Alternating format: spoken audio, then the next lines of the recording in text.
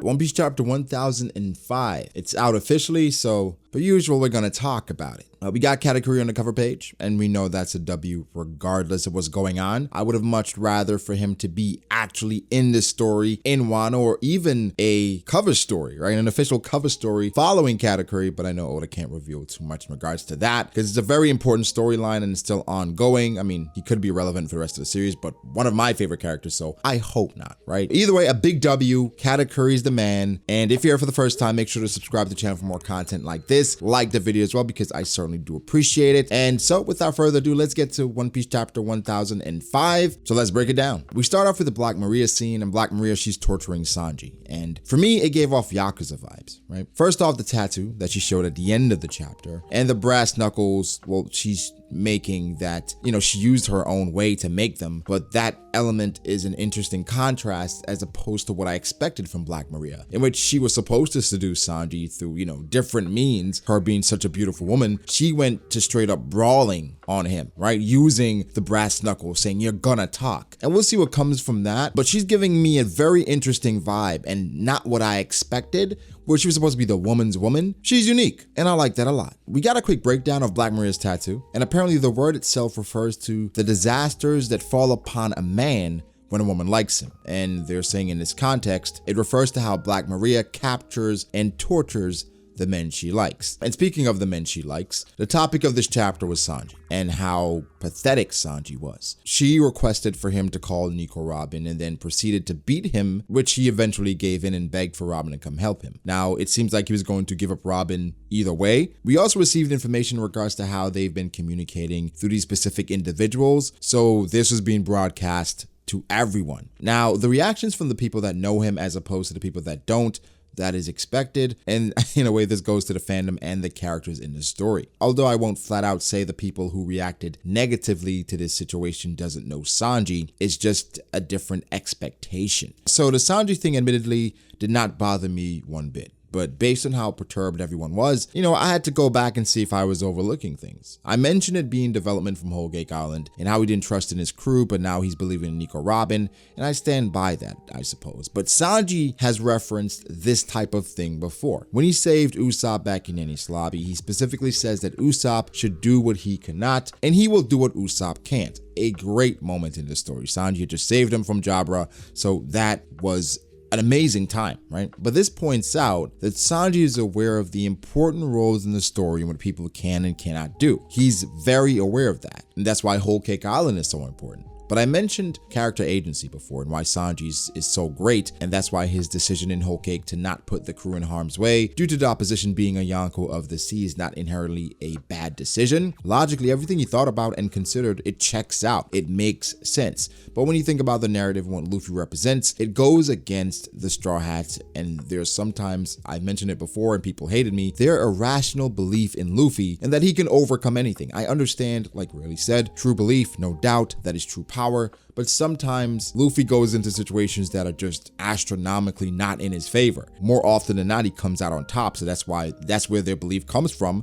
So maybe irrational is a bit of a stretch, but a lot of times it works out in his favor through, you know, the will of One Piece or just him being the main character. But regardless, it goes back to Sanji being a very interesting character. But for this moment specifically, what was the point of it? Initially, again, I hinted towards development, but I may be leaning towards consistency. Post-Germa, Sanji decided to trust the crew to handle several tasks, but again, this isn't new, as I highlighted with the Enies Lobby stuff. But while this is consistency for Sanji's character, it highlights the flaws very clearly. Shit, I mean, it's just lame, but it's very intentional. Oda is basically laying it up for Sanji to blow the naysayers away, but it's still lame. Yes, there's a great undertone because it sets up for Miss All Sunday to return, which everyone is excited about, but the desperate manner in which Sanji cries for help, it is lame. Now, there's some people that, I don't know, may have some misogynistic tendencies that says like Sanji should never depend on a woman, or rather a man should never depend that much on a woman, which,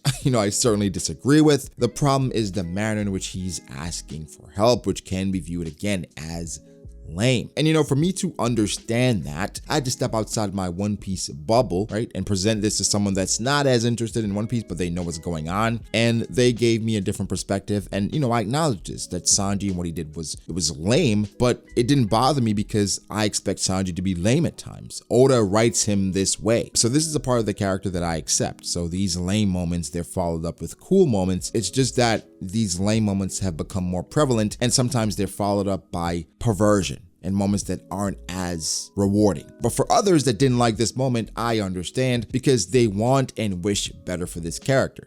Some people may have some agenda fueling things, but they want better for the character overall. And here I think Oda used multiple individuals in this war to echo the thoughts of the community. In this chapter, based on the reactions from the community, from Twitter, YouTube, everywhere, Sanji is lame, he's misunderstood, he's helpless, all in this chapter. But I do not doubt a high is coming for the character, but for right now, especially with Zoro performing the way he is, and Zoro is somewhat Sanji's counterpart, Sanji's shortcomings are glaring. And this is something I had to address, right? Because it was freaking trending when the chapter came out. So, a lot of people were talking about it. I was going to make a separate video. I was like, you know what? Let's talk about this in a chapter breakdown, because that's what a lot of people are talking about right now. So, that's how I feel about it. Next chapter, my thoughts could change, but for right now, it's lame. Sanji will bounce back. I don't necessarily have an issue with it, but I understand the people that do. The cool difference here with Nico Robin coming full circle from Enies Lobby, where she didn't want to live initially, right?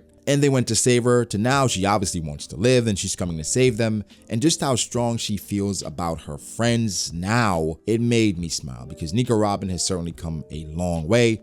Her backstory and everything she's been through, they're one of those that, one small tear trickles down every time you see her run past Olivia, right? It's just sad to see where she's come from, but you're proud of her because Nico Robin has definitely overcome a lot. So a Devil Child and Soul King tag team seems to be coming, and I'm definitely here for it. I love getting the update of everyone, even at Sanji's expense. And you know what?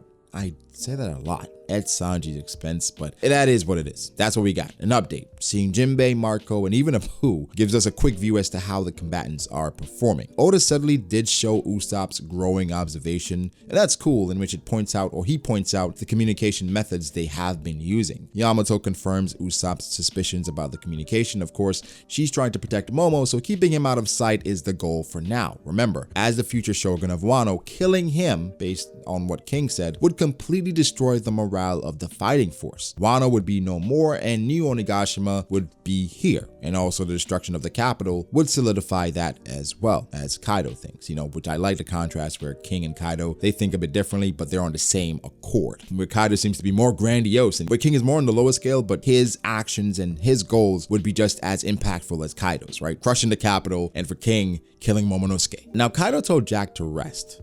Right? The chapter when the Scabbards finally got to the rooftop and he got beaten by Nekomamushi and Urashi, and he was saying that they're not weak, or Jack isn't weak, is that they're just so strong, right? They were under the influence of the moon juice. So I'm assuming that's what he's been doing, but where the hell does a mammoth just sleep and rest? We've been running up and down this place and no one laid eyes on Jack. Either way, he's back, and that seems to be the incoming matchup. Sanji being hurt and beat up by Black Maria versus Jack being hurt and beat up by everyone, but so much could happen before then. So it's not set in stone, it's just what's set up right now. But yeah, I'm not going to do a full recap of things that happened in chronological order. We all read the chapter. You guys know what happened. Just point out important things that happened. I think this chapter, again, update chapter, but a fine chapter, enjoyable chapter, controversial chapter, all that roll into one gives us One Piece, right? And when you look at the chapter and see everything that's going on, and when you think back to, there's an interview Oda released recently talking about just how he tries to, stack so much information into these pages because he would like to do more. I'll talk about that this week. It makes sense when you look at just how much information is just, I don't want to say forced, but it is just bundled into these chapters. I mean, I love it because we get more information every week, and it kind of plays into Oda's vision to end One Piece in 5 years because he's just stacking so much into these chapters or these pages. So I enjoyed it, but guys, give me your thoughts. How did you feel about it? Make sure to like the video if you did. Subscribe to the channel for more content like this. Follow me on Twitter at BragoDAce. Follow me on Instagram at BragoD.Ace. Thank you to my patrons. I appreciate all you guys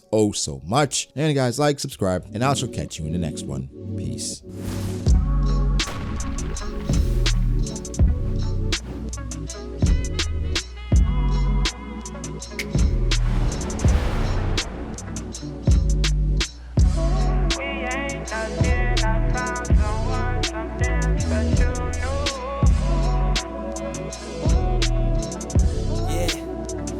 okay. I start doubting me, I felt lost.